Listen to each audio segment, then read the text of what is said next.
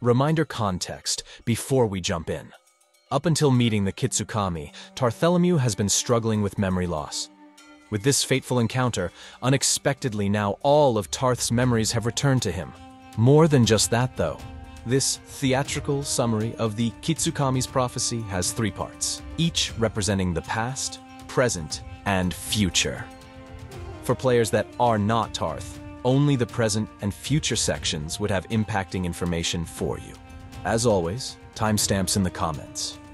Now, carrying from when Tarth approached the Kitsukami and followed its gaze down to the puddle of blood, we watch the past return to our Harengon. The year is 3013 MD in the Feywild, the Lost Woods. A dilapidated 42-year-old Tarthelemew has been trenching through thick, dangerous woods, utterly exhausted, struggling to differentiate sleep walking from wake walking, endlessly trying to escape the relentless pursuit from the Mykorji, hostile, nightmarish shroom folk that work in allegiance to an entity called the Greater Mother. Not to be confused with the peaceful Myconids of the Feywilds. This day, Tarth sent a desperate but vague prayer to the gods, though doubting any of them would answer. Dear gods, all I ask for is to please cut me a fucking break. Even if it's short-lived or just a smidge of hope, if you can do that much for me, well, I'd start praying a little more often. Work with me here, will ya? Nature's hum whispered through the wind in his ears, the cool breeze carrying a contrasting steam.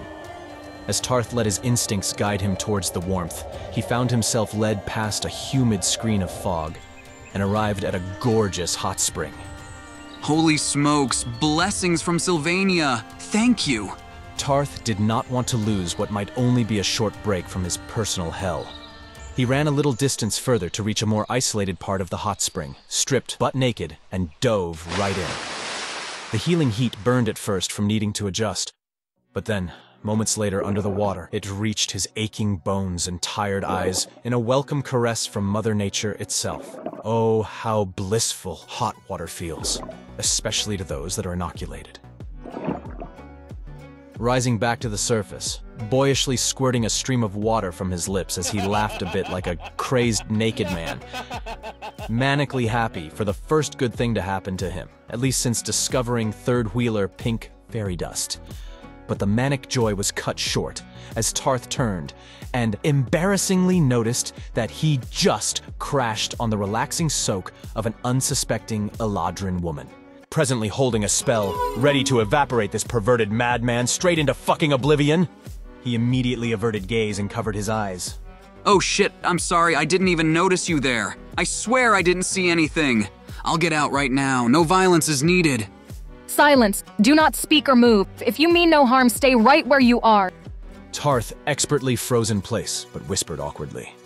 Can I please at least just sit back down in the water and turn around? My upper half is cold and my lower half is hot. It's weird. Hurry up and shush, lest your splashing around ruin this once-in-a-lifetime opportunity for the both of us. Tarth instinctively cocked his head towards her, very confused by that statement, forgetting to avert his gaze as she angrily threw a rock that smacked into his face, while she rapidly moved to cover herself, her eyes entranced by something in the distance. Hey! I'm not malicious, I'm just tired and doofy. And for the record, lady, I still didn't see anything. But as Tarth annoyedly whipped his head away, now in the same direction that she was looking at, his eyes widened in awe. Much in the same way the Fallen's fellowship did when first encountering the Kitsukami, approaching the hot spring now was a majestic maned unicorn. Both Tarth and the Eladrin woman did not move a muscle nor speak any words. This creature that is close to extinction came to peacefully drink from a connected spring not too far from them. As it did, the waters of the spring began to glow, and in the water surrounding Tarth, he was suddenly swarmed by leeches. As they sucked his blood, they, one by one, died, leaking a black haze in the glowing water until it fully evaporated, cleansed. As the unicorn finished quenching its thirst, it seemed to look towards the Eladrin woman warmly. Then it fled away faster than a blink. Both Tarth and she were stuck in the moment until she broke the silence by apologizing for her harshness and immediate judgment of him. Tarth waved her off, sheepishly reassuring her there was no offense. Thank you for preventing me from ruining that awesome moment. You can enjoy your bath in peace now, miss. Wait! You can't leave just yet. At least tell me what curse the unicorn helped cleanse you of. I might never see such a sight again. I'd love a story to tell for when I eventually return home. Tarth paused, confused. Once again, he didn't know what the heck this lady was talking about. I mean, sure, he's heard of medicinal fey leeches, but not of the curse-removing variety. Are you not educated? One would think that the Centaur clan would have taught Tarth the nuances of unicorns. But, unfortunately, centaurs have complicated sensitivities surrounding the creature, as many a centaur would be falsely captured and harmed by those who hunted unicorns for their powerful horns. So to her question, Tarth simply shrugged, uneducated indeed. When a unicorn drinks from a spring where cursed souls soak, it is then when the ancient leeches will be provoked. They assure only the purest water for the descendants of Ixion. One's true nature they assess and become fixated on. Through your blood, they will taste your intent, seeing if you are aligned with wild magic, if you are a threat and filled with malcontent. Then you will be struck with mild static. The unicorn will flee, and you will not be free. But so long as your heart is not in conflict with wild magic, then the leeches will take from thee only that which is tragic. Vampirism, lycanthropy, hexen, all or any other curse. As the unicorn drinks, the evil shall die and disperse. Then you are free. Rejoice with glee. That's the poem taught in the Fey curriculum for children. Luckily for me, you did not have malcontent, so you were cured of something, rather than us both getting zapped. I'm shocked you never learned the poem as a young leveret. I was kinda robbed of any childhood. I can't think of any curse it might have taken from me. Unless it made the strange spores I shed stop inoculating everything around me without my damn permission. It'd be even better if it somehow could make those friggin' mycorgi leave me the hell alone. Now that would be a game changer. Mycorgi? What in Gikarin is a mycorgi? Now look who's not the educated one, Tarth said, smugly teasing, while lighting his pipe up. Her face flushed with embarrassment, both at her ignorance and her own rudeness. But Tarth's self-satisfied chuckle disarmed her. You are a strangely fascinating Harangon. Might I ask your name? Tarth raised a curious brow, surprised the woman that bruised his damn forehead was unexpectedly chummy now. He only amused this interaction, as it's been a long while since he's conversed with something that didn't have incentive to either eat or capture him. I suppose you can call me Tarth. And what about you, miss? You can call me V. I was just thinking, though, perhaps we could help each other, Tarth. Not to brag, but I'm quite powerful, but also very lost. You seem like someone who maybe knows your way around these woods. I don't, actually. They didn't name this place the Lost Woods for nothing. And to boot, I'm not even from the Feywild. What? What do you mean you're not from the Feywild? And it was at this moment Tarth was doomed. V was not going to let him go. The two continued talking as they separately got dressed and just started setting out, now passionately discussing Tarthelemew's entire life. Tarth starts from the beginning, but this time, unlike a previous summary, he has all his memories intact to share with V. Back in 2981 MD, Tarthelemew Piddlesquire, a curious, almost 10-year-old boy, strayed far from home and discovered a magically shimmering golden apple tree. It was deep within the forbidden quarantine zone of Maypline. Ignorant of having crossed the legal line, he hopped a hazardous river that nearly swallowed him, losing his favorite scarf in the process, but climbed a hill to devour the most luscious fruit he had ever seen. After a few bites, hallucinations overcame him, and he faced a nightmarish granny who accused him of stealing her fruit. Tarth stuttered apologies, innocently unaware that the golden apples belonged to someone. This malevolent crone took a strangely deep interest in Tarth, calling these golden apples. Tarth was not sure if the vulnerable state he was in was due to the apples, or if he was just the target of a spell this crone freshly casted upon him. But now, in an immensely vulnerable state, this wicked granny tricked and captured him, and all faded to black. until little Tarth woke up trapped in a state of semi-consciousness, finding himself enveloped within the grip of an immense hand, that which made him feel like but a mere toothpick in comparison. Its touch was unwelcomely intimate as this so-called Greater Mother smeared a fluorescent orange, warm, viscous substance onto his entire trembling form. She croaked an eerie lullaby as she submerged him into a gelatinous sack of sorts. He can only recall almost every night this woman singing and referring to him as her dear son, Adam, a reference Tarth still to the present day has never heard of. Though Baba Yaga told Tarth once, it referred to an ancient abyssal fairy tale called Adam and Eve. To be clear, this is not at all the tale the players would be familiar with. But back to the past. Poor little Tarth was defenseless, his body paralyzed with fear as whatever ooze the Greater Mother soaked into him stole his autonomy and hijacked his nerves into submission. All was black, wet, and warm. It remained that way for an entire fucking decade. Only the Greater Mother's serenading, eerie voice was all Tarth had.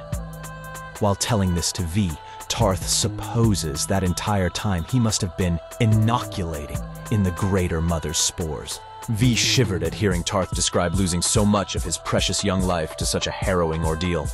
That is extremely disturbing. However did you manage to escape such a nightmare? I recall a piercing light. It brilliantly sliced through the void. I was practically blind, but as my vision slowly came to, a mighty centaur exuding power yanked me free out of that strange sack. He gave me a fancy coin and urged me to flee through a tunnel he had carved out. He promised I would be safe with the Centaurian clan if I showed them his lucky coin. I'd later learn my sacrificial hero was no mere centaur. It was Lyclocleus, Sylvania's summoner. Yes, I recall hearing he had suddenly disappeared after saving a boy. There were efforts to find the supposed tunnel, but it was like his trail suddenly went cold and nothing of the sort ever existed. Whoa, you're that boy. Huh. I didn't realize word got out beyond the Centaur clan and Myconid colony. Of course it did. While it's true that most summoners keep their identities a secret so not to be hunted, Lyclocleus was a member of the Seelie court. He, having Queen Titania and Queen Oberon's archfey protection, made him unfearful of his power as the summoner of Actaeon be known to the kingdom. After his disappearance, tensions between the courts really started to escalate after that. Sorry, I'm not really big on politics. But damn, now I feel extra bad that he sacrificed himself to save me. It still eats at me that someone gave their life for me that I didn't even know. Only the gods know what would have happened to me had he not done that. Yet I have no way to repay him. Tarth, between you and me, Lyclocleus isn't dead. His Esper is not in oblivion, and Goddess Sylvania's Eidolon trial has not been reset. Lyclocleus is alive, but he remains missing and unresponsive to any sendings. Oh, holy shit! That's great news. Or it's really bad news if that just means he's been captured by my captor. Why did no one tell my bro Roland that he's alive? At some point, we assumed we were looking for a body, not a rescue mission. I'm not sure why he wasn't told, though I guess I technically shouldn't know either. So let's keep that quiet, okay? Sure, no problem. But V, how did you find out? Well, you see, I am a friend of a high court phantom rogue. That doesn't matter, though. Anyway, please, continue your story. Tarth continued to explain how Lyclocleus became engaged in a fierce battle against the Greater Mother to give himself time to flee. Upon Tarth's escape of the Mycorgi-infested tunnel, our Harangon collapsed but was eventually found and healed by the Centaur clan. It took years to heal and accept the trauma of what had happened to himself, plagued by night terrors. Both terrified this being would find and come back for him, yet also strangely curious about her. Some sort of comfort in familiarity, but one that also induced nausea. What Tarth needed was a sense of internal strength. And so while being raised by the clan, He learned the arts of druidic magic alongside Lyclocleus's only son, Roland, the two becoming like brothers. By the year 2996 MD, 25-year-old Tarth had his hard work paid off. Able to be a functioning member of Fey society and his education fully caught up to his expected age now. Roland rewarded Tarth with third-wheeler pink fairy dust, coming straight from Lyclocleus's secret harvest site. Then, after a particularly fierce rainy season in the year 3001, the epic tree fortress the centaurs all lived in came to life. At first, it acted like a hyperdog and mortified the entire clan, unsure what to do about their now sentient home. When, by chance, they all discovered that the fortress was obedient to 30-year-old Tarth's orders, after he frantically begged the fortress to stop as it almost smashed them all. The higher druids of the clan diagnosed the phenomena as being spore activity. This was an aspect of druid craft they had never seen before in a non-Myconid. So the Centaur clan called in the experts, the local summer Myconid colony. These adorable and good-natured shroom folk were enamored by Tarth. Mostly Harangan, but part fungus, though not of the Myconid variety. They informed Tarth that his spores are constant, actively inoculating everything around him. And the stronger his feelings are in a given moment, the more spores he sheds. There was no cure for this, as it was not a disease, disorder, or even a curse. It may have stemmed from a curse, but at this point, this was a full-on mutation. This fact weighed heavily on Tarth, worried he is spreading the Greater Mother's spores. The Myconid could not answer for certain, but what they did say at the time was, "No matter where they came from, remember Tarth, they are nonetheless still your spores. This foul fungus femme may have some influence, but you can try and break her mold. And perhaps you'll make something beautiful out of something that was once bad." At the time, hearing this brought a deep sense of comfort to Tarth. Looking up at this sentient fortress, now he remembered. Tarth had always dreamed of owning a pet dog. Before he was abducted, he was begging his folks for one. Perhaps this really was Tarth's beautiful intended creation, even if unexpected. And once he was able to more confidently tame this sentient house that acted like a dog, but was actually a fungus, this being would later be renamed Salzarabad.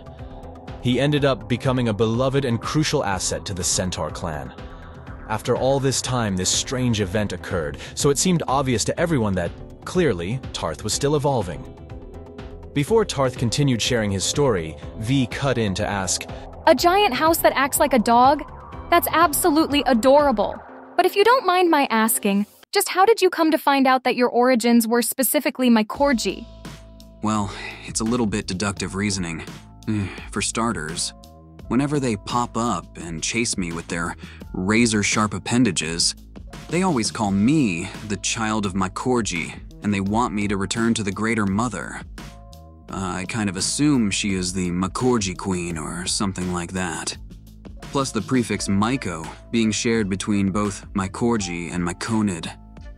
There's lots of fucked up shit in the Feywild compared to my realm, but I don't think these Mycorgi originate from either place. Agreed. Neither do I. Okay, sorry for interrupting. What happened next? Tarth, with a solemn demeanor, clearly still guilt-racked over this, went on to explain that one day in the year 3008, he as a 37-year-old was out with his centaur party and brother Roland, but they were fucking ambushed in the night by Mycorgi. This is when they first started stalking him relentlessly. Tarth, assuming that something about the maturity of his spores at this point must have been giving them the ability to hunt him. They sprung up from fast-formed, cavernous holes in the earth. They were trying to drag Tarth inside of them. Roland managed to fend them off, but was heavily injured. The other centaurs of the party were killed, and the brothers had to limp back to the Centaur clan for help, only to find that another tragedy had unfolded while they were gone. Salzarbad lost control. He had thrashed and wailed, flinging centaurs out of his form, and then unintentionally stomped several families fucking dead. The centaurs had armed themselves with fire and chased Salzarabad off, their physical home, now missing. Between this event and the only child of Lycocleus having dire injuries from being alone with Tarth, the Centaur clan solemnly banished him, assuring they do not blame Tarth, but he is a huge liability now. The Summer Centaur clan committed to continuing their research into whatever this greater mother is, and seeing that she is brought to her death, then they could potentially welcome Tarth back again. Roland objected to the banishment, scorning them for turning their backs on family, stating Lyclocleus would not have responded so cowardly. But Tarth told Roland to let it go, because Tarth felt it was past time anyway. Time to try and return to his home realm somehow. Tarth was worried for his aging parents. Years later, Roland would manage to track down and catch up with Tarth in the Lost Woods. Happily stating he found Salzerbad's body, and from it, he carved up a small chest, giving it cute little dog-like designs, but also utility. Roland hoped that maybe Salzerbad could be brought back to life in a more manageable size, so Tarth didn't have to travel alone. The brothers got high together one last time, then parted ways once again. But due to the trauma, Tarth hasn't been able to bring himself to try and inoculate the chest. So he stores it in a water-resistant sack. And now he's been on the same hunt for a hot while now. And ever since, I've been meticulously searching for the very magical golden apples that brought me here. I'm convinced those were the key to me being able to plane shift. I swear I saw the surface ethereal in that hallucinogenic state. But it's been so long now that it's hard to fully remember. But my goal is to get back home to my folks. I am mortified by the idea of them not knowing that I'm actually alive before they, well, you know. But as if getting relentlessly chased by my corgi every few fucking days wasn't chaotic enough. The next thing I know, I'm getting smacked in the face with a rock by some moody Eladrin in a spring with a unicorn. You know, just the story of your average, now 42-year-old Harengon that likes to smoke and sew. Sorry I jest, but wow, I haven't told anyone but Roland all this stuff before. Felt good to vent that off, thanks, V. Somehow in revealing that backstory to V, which would be utterly concerning to any normal person. But with her, this ended up morphing into V breaking Tarth's arm, and convincing him into traveling with her. After all, he owes her a favor for she having prevented him from scaring the unicorn away, which would have meant he'd not have been healed. Favors are the main currency of the Feywild. Tarth was quite reluctant, but he eventually caved in. Them mutually agreeing they would be a temporary team at least until V saw a Mycorgi for herself. These Mycorgi you speak of could potentially help lead me to what I've been searching for all this time. You see, I have extended family members who I believe are being framed for some egregious misdeeds. If this greater mother you speak of is the real culprit, then I must find evidence of this woman and present the findings to the Seelie court and prove my family's innocence. This is exactly what I set out for. It can't be a mere coincidence that we met. You are probably my only chance to get this case solved. So, I'm your fish bait, eh? Very well then. Your story is a compelling one, and that's a lot coming from a guy like me. But don't say I didn't warn you, though. Those Mycorgi fuckers are nasty, so I hope you're as powerful as you think you are, V. At the time, Tarth anticipated it wouldn't be long before the Mycorgi showed up again for him. They always came back, so this sounded like an easy deal. But it turns out, Tarth's much earlier prediction with the curse was right. Whatever the unicorn purged in Tarth made it far more challenging for the Mycorgi to track him, making V and he partners for much longer than anticipated. The two grew naturally comfortable with each other over time. For all her elegance, she was about as doofy as Tarth was. And it was nice having someone else to enjoy late-night highs of pink fairy dust with. Though frustrating to him, she never quite opened up to him the way he had with her. Something about her past seemed to be a point of nervousness. From what she had told him, he assumed her family must be some nefarious criminals she didn't want to be judged for. But he could tell V was a good gal. Then, almost a year later, equally tired of endlessly seeking out elusive magical fucking fruit, V mentioned she was aware of an ancient Mog tome in possession by the Seelie court. It held the instructions on how to craft an artifact called the Mog Whistle. that could guarantee safe travel between all the realms and planets of Doria Galaxy without any unsavory time distortions. She mentioned how such a thing might be safer and more effective to Tarth, rather than trying to hunt down these magical golden apples. Wildly wondering if maybe she could help him steal it, Tarth correctly shut the idea down, reminding her that's the worst thing to try if she still hoped to someday vindicate her extended family to the Seelie court. And ain't no way Tarth is going to even dream of fucking with an archfey. The Greater Mother and the old hag from his past that abducted him were bad enough news for poor Tarth. He didn't need to piss off more powerful women, but speak of the devil and they might appear. After nearly an entire year of freedom from the Mycorgies stalking Tarth, they fucking found him again! What in the nine hells are these things? That's the Mycorgi! We need to fucking run! What looked like a mere handful quickly became an army, writhing and rising from the ground surrounding them, springing up nearly as fast as they could take each step. The Mycorgi's determined fervor to capture Tarth after having lost track of him for so long. Their ferocity could be felt exponentially. This encounter would not be like any past encounter Tarth had with them. The two fled right into a trap as a circle of Mycorgi sprung surrounding them. The two went back to back, ready to fight, but action economy was far against them. Both Tarth and V became dogpiled by these fungal aberrations, their musty stench stinging their noses and making them both cough. Tarth desperately tried to reach for and save V, but he became fast suffocated by that familiar, disgusting orange viscous ooze. Fully restrained and losing oxygen as he traumatically was forced to watch them slice and tear into V's flesh as she screamed out. This is not what Tarth anticipated to happen.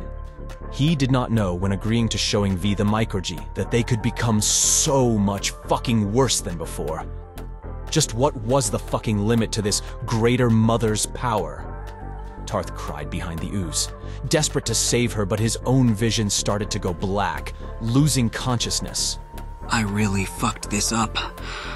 I'm so sorry, V. But Tarth spoke too soon. As V's wails escalated several octaves, a bright light erupted from her, so brilliant, blinding, and boiling. Every Mycorgi touching them both was eviscerated, brought from tormentor to ash in a fucking instant.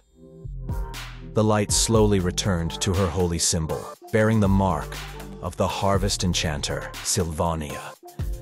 She now, with heavy strained breaths and a bloodied form, crawled over to Tarthelemew as she healed him first before herself. Oh gods, and I was so afraid I lost you. Tarth, in much pain, still needed to catch his breath and process what the fuck happened. They both nearly died there. No, actually, V nearly died there. Tarth would have been brought back to the Greater Mother's secret lair and forced into an oozy cocoon again. He gulped at the memory as the hairs on his neck stood high. The Greater Mother would probably kill anyone he tried to get close to. That's if Tarth's own spores wouldn't sabotage his allies first, like what happened with the Centaur clan. Tarth quickly reasoned to himself here that he got lucky today. But who knows how much worse the Mycorgi will be the next time they hunt him down. If he cares about V, then he needs to let her go. And quickly. After they healed up, Tarth proposed they should locate a main road and take a break from the Lost Woods.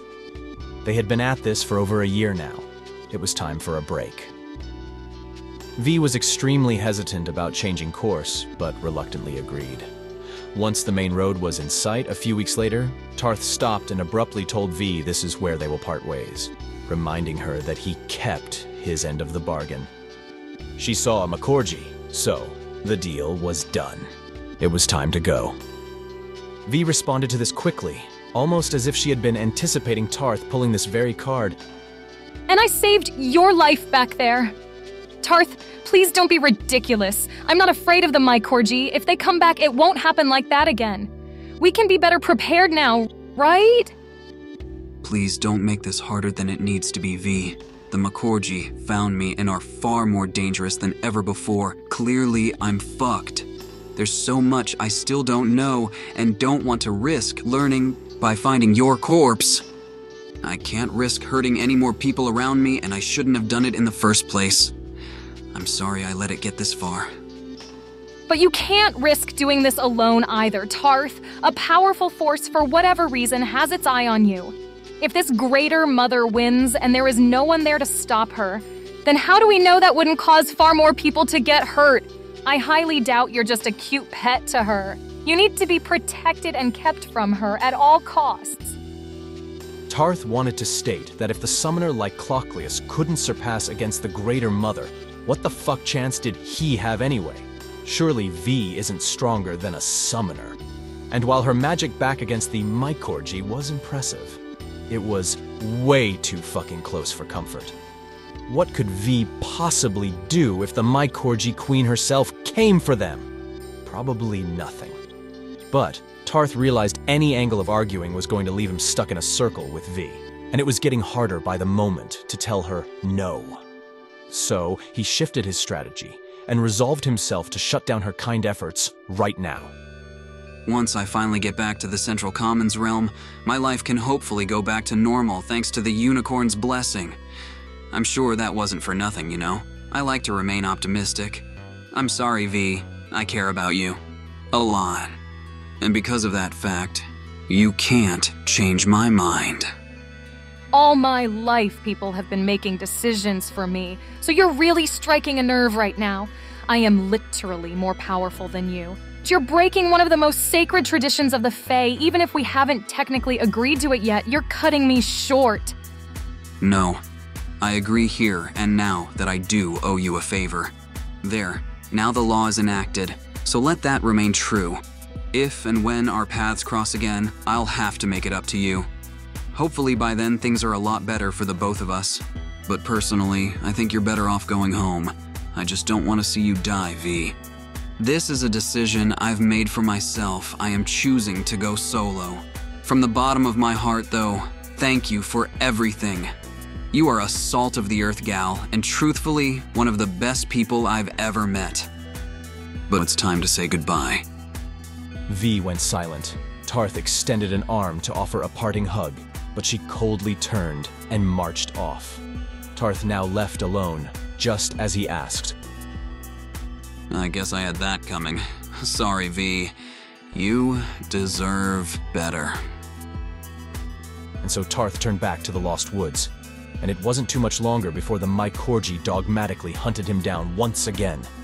He fled, leaping off a waterfall to evade their capture, not realizing he had likely jumped to his own death, or maybe a part of him did know.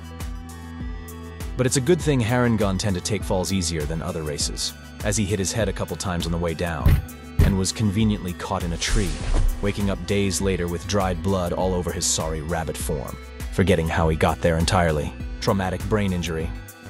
Between this and the Greater Mother's growing influence on his mind whenever the Mycorgi were near, his brain would remain semi-scrambled for a long time. Several important memories to him suddenly gone. To some degree, that helped make survival easier. Now he didn't carry guilt for what happened with the centaurs, nor know where the heartthrob of missing Roland and V came from. He could shake it off easier now. Tarth struggled, but climbed his way down. Like clockwork, the Mycorgi came swarming. But by some miracle, while evading their ferocious pursuit, he did it! He found the magic golden apples. Even his scrambled brain remembered that was the goalpost. All his suffering to get here finally rewarded. Except it was no miracle. It was that fucking hag again. The two of them made a deal. She would help Tarth escape from the Feywild and go back to his realm. Tarth only needed to take a tiny little seed and plant it immediately on arrival, or else suffer the consequences. He reluctantly agreed, and upon devouring the apple and entering that severely disorienting hallucinogenic state, difficult to know what was real and what was an effect of this illusionary inert fungus, he was able to shift planes. But after a galactic fateful encounter from a copper dragon that turned out to be the goddess Dia Trice, Tarth took her advice and did not plant the seed, with the red fate thread attached to Tarth and Dia, her requesting that he help amuse her. There's nothing a god hates or fears more than boredom after all. She gave him a push, and Tarth ended up teleporting into the same vicinity as the goddess's future chosen champion Gribble, though Tarth doesn't know those connections, at least not yet. Time acts weird in the surface ethereal, so even though Tarth arrived in his empire 9 years later, his body and mind are still that of a 43-year-old rather than a 52-year-old. From one frying pan to another, Tarth landed in the Kondoro jungle of Kira, Savu dazed as all hell, but intact and alive. He quickly searched his bag, having grabbed several apples just in case, but they didn't look like apples anymore, but gnarly-looking mushrooms. They exhaled a puff of spores into his face and knocked him out cold, again, sending him into a dream where he met a young dragonborn named Mimith and her grandmother, who simply killed herself upon arrival. And then Tarth reunited with his beloved father, who also found the fruit when searching for Tarth long, long ago. His father now seems to be a captive of the Greater Mother. This place was no dream. This was the network, Zugtmoy's secret domain. And when Tarth woke up, he was suddenly in a caravan. Scared the fuck out of the riders, but once he offered some pink fairy dust, they kept his teleported hijacking private. Though all the nert in Tarth's bag was gone now, as he headed into Zombu where he would meet and make some new friends, forgetting that he was actively trying to avoid relationships. And once the conniving hag realized how dangerously close Tarth was unexpectedly to Zugtmoy's active sacrificial location, the hag had to abort her sneaky mission and had the seed forcibly embedded into Tarth's chest cavity to avoid Zugtmoy's detection. Tarth, later learning from Mogroga, the Moogle, that it isn't even a seed, but a creature egg that hatched in Tarth. Calling it a seed was a technicality. Clever fucking hag.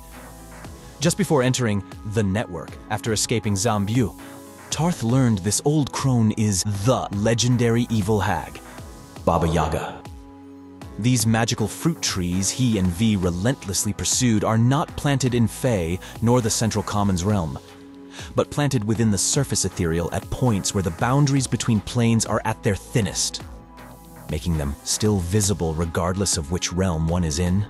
Their tantalizing fruit acts as lures. People like food, simple as that. Such predictable, silly mortals, like leading insects to light. However, they do not bear actual fruit. The trees are dead and grow a fungus called Gurt, whose spores uniquely alter how they are perceived by each individual.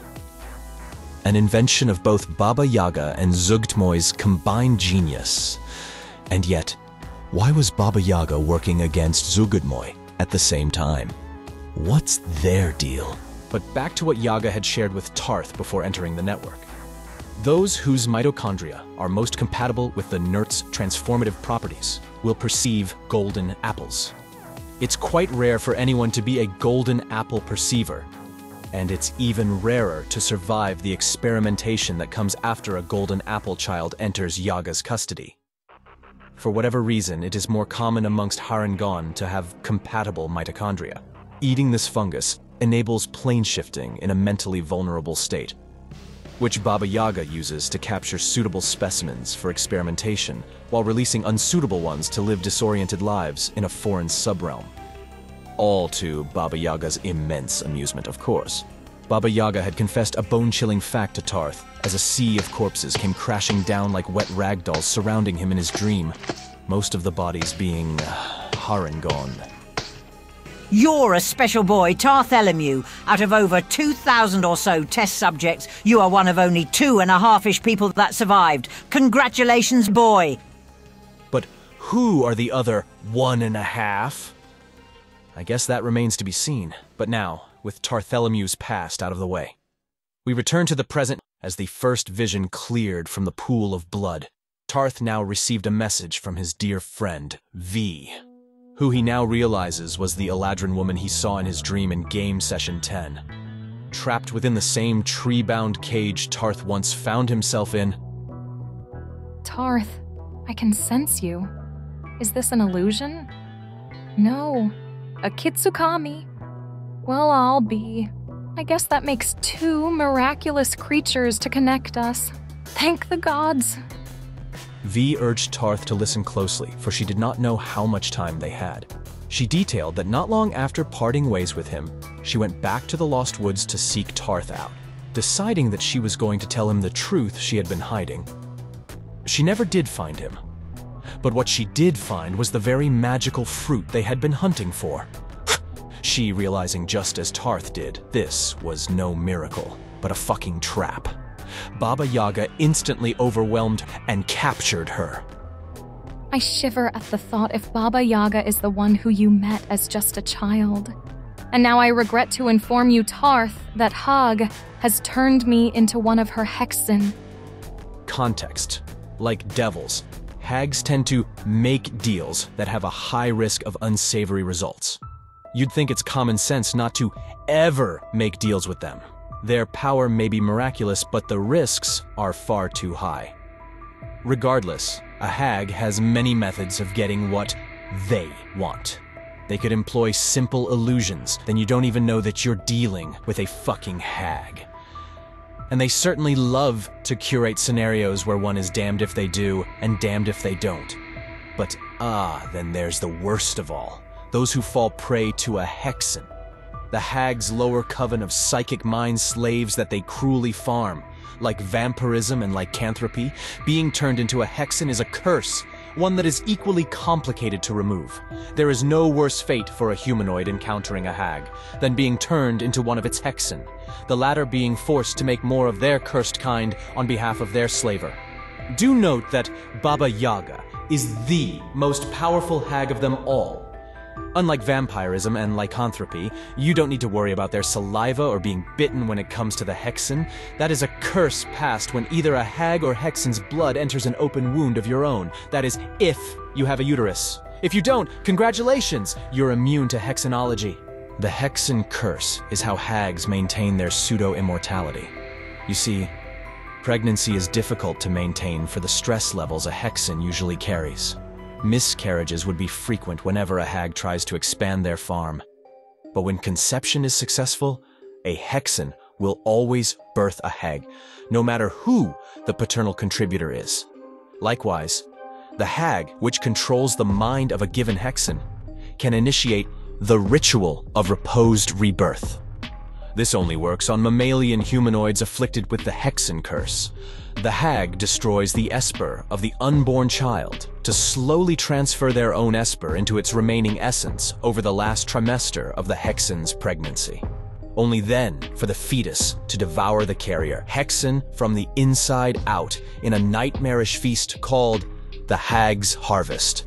The child rapidly matures, and the same powerful hag is now rebirthed in a healthier, younger body, ready to live another full life, and parasitically repeat the process over and over again.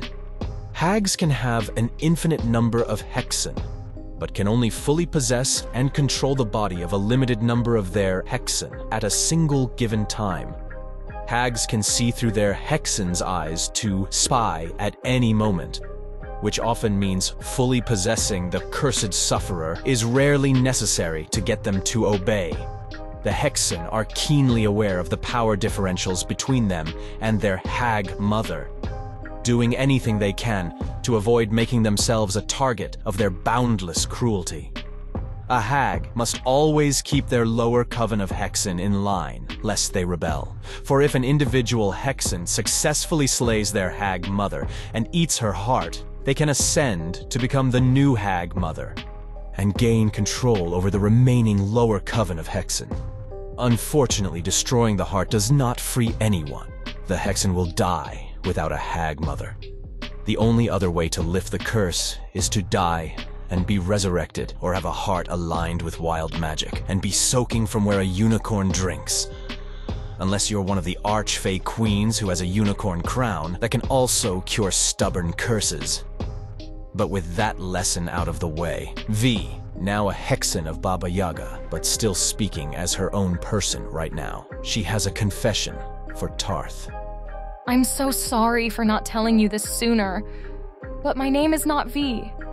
It is Verinestra, Princess Verinestra of the Lower Spring Court, daughter of the Fey Queens Titania and Oberon, the Archfey leaders of the High Seelie Court.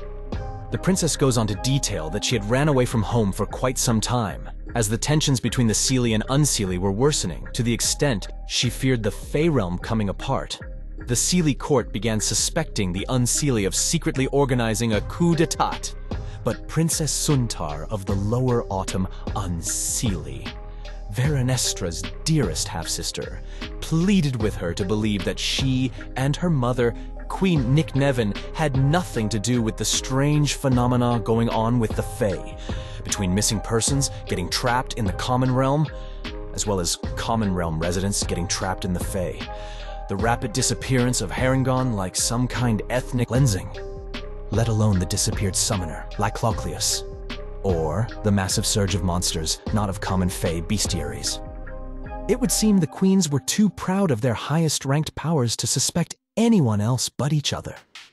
Verenestra states that to both she and her sister Suntar, this entire concept seems irrational, as if the queens might also be under some kind of influence. Nonetheless, V set out to find hard evidence to prove the Unseelie court's innocence. In both of our realms, Tarth, these strange occurrences have been falsely mislabeled as Fae phenomena. But it is not. These monstrosities, the very same that are hunting you, Tarth, they are of abyssal origin. This is a fact Gribble already learned when speaking with Goddess Dea in a much earlier game. Unfortunately, very few know much of anything about the Abyss, as it was long ago banished by Aoetherine back when the Forgotten God had committed suicide. Its body was thrown into the bottom of Abyss before she locked it away. Then later, the Forgotten God was replaced on the Pantheon by Gallos. The banishment placed on the Abyss expired after Maestra was slain and her throne stolen by Wexner. Now it seems, after all these millennia, the people of the Abyss have crawled their way back. Exploiting the thinning boundaries of our worlds, the people of the Abyss know only of darkness, cruelty, and isolation. They now seeking to make themselves known and never be forgotten again.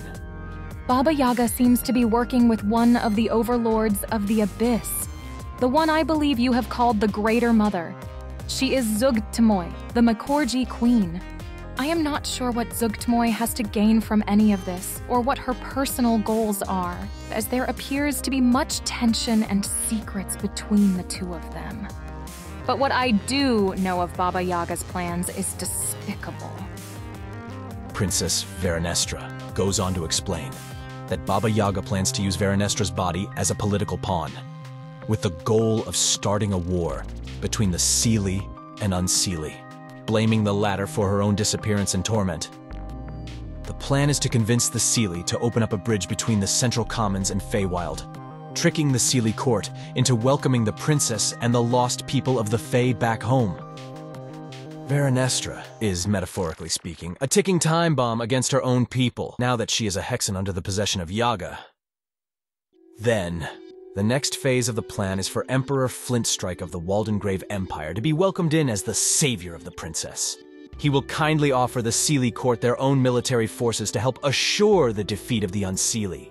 And when that is achieved, then the Empire will betray the Seelie and utilize Zugtmoy's Mykorji army against them. Princess Verenestra will be made the first empress of the entire Feywild, though it does not seem the Emperor is aware that it is Baba Yaga pulling the reins, intending to use Verenestra's body forever, allowing Waldengrave to expand its financial interests into the Feywild, giving Yaga access to some of the most powerful artifacts known to the world of Gikarin, all to herself. Once upon a time, Tarthelemew, I saved your life in my realm. Now I am the one who needs your help, but in your realm. And it is on that note that the princess enacts Fey law, reminding Tarth that he promised, once their paths crossed again, that he would repay the favor. Please save my people. Kill me if you must. Baba Yaga's plan must be stopped. Tarthelemew is the princess's only ally in the Central Commons realm, and now also the only other person in the world who knows Baba Yaga and the Empire's plans. Tarth is smart enough to know that it's best none of you make Yaga aware of what has been learned. And now, Verenestra sends her final words before the vision fades out into another. Tarth, I hope you've long learned already that you can't do this alone. Whatever allies you have, the fate of our realms now lies with you all. There's something that Baba Yaga wants from you, Tarth. Something that Zugtimoy is against her having. I haven't figured what out yet, but you should be on guard. Perhaps your connection to the Mycorg might somehow aid you. Please stay safe, Tarth. I'm so sorry it ended up like this, but I believe in you. The vision of the caged princess fades from the blood pool, and it morphs one last time to show Tarthelemew a premonition, now from the future. The scenes flood in fast like a whirlwind of snapshots unraveling around Tarth's mind. First, he sees a decorative flyer stating a special announcement from the Empire will be made during a massive public event. A festival, circus, and parade will be coming to a city spire near you at some point. And this will be your cue when it's showtime. The vision transitions to Tarth having a chuckle with friends, including that rascally criminal squad. Together they play games and win prizes. Hopefully Orxian and Thotham aren't still at each other's throats by that point. But then, you're suddenly waiting in line to enter a giant tent with a big sign labeled, "Welcome to Cirque du Soleil." The Ticketmaster's scary costume is freakishly lifelike. How very impressive. The scene changes to where you're suddenly inside the tent watching a mesmerizing performance by conjoined twin sisters showing off their otherworldly dexterity. Gribble and Tweety's eyes are locked with the sisters' gaze tensely. That's odd. Then you're suddenly at the sidelines of an evening parade. Emperor Flintstrike speaks from a protected podium. He has a big announcement. The lost princess of the Feywild has been found. She's here. She passionately promises the Fey residents who have been stuck in the Empire that she will do everything in her power to assure they can go back home. Especially if they can help her in a war against the Unseelie. The parade begins! And like a decorative doll, there doth Princess Vernestra sit on the biggest, beautiful float of the evening, under the complete fucking mind control of Baba Yaga. The crowd is wild for her. Feyborn are seen crying with relief, filled with hope that once the Unseelie is destroyed for what they have done to them, then they can go back home. The propagandized bloodthirst for war can be tasted in the air, all seeking retribution against what is actually an innocent party. And that's when things start to fall apart.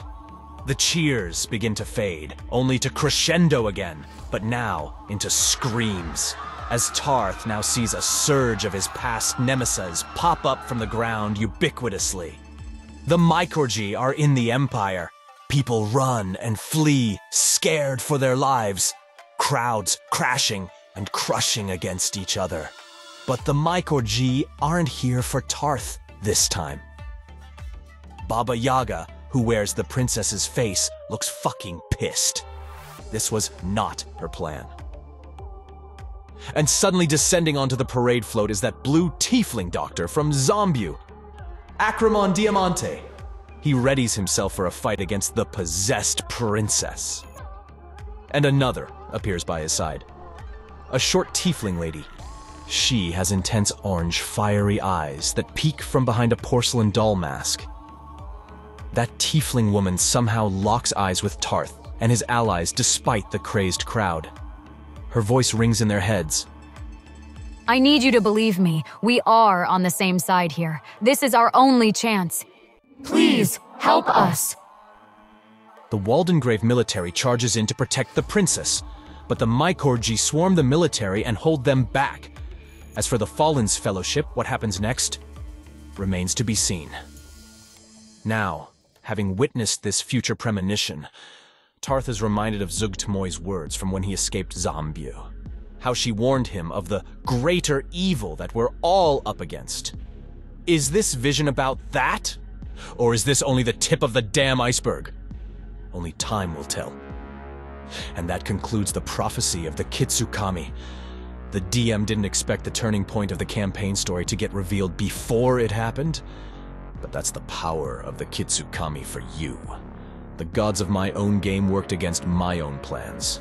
Fucking weird. Anywho, do with that what you will.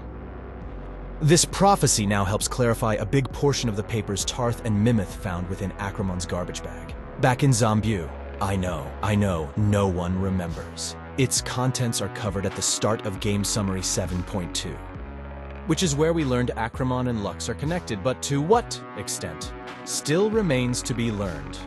I hope you enjoyed Tarthelemew's Origins, because each player will be getting their own Origins video. Slowly but surely, Thotham's is next. Stay tuned.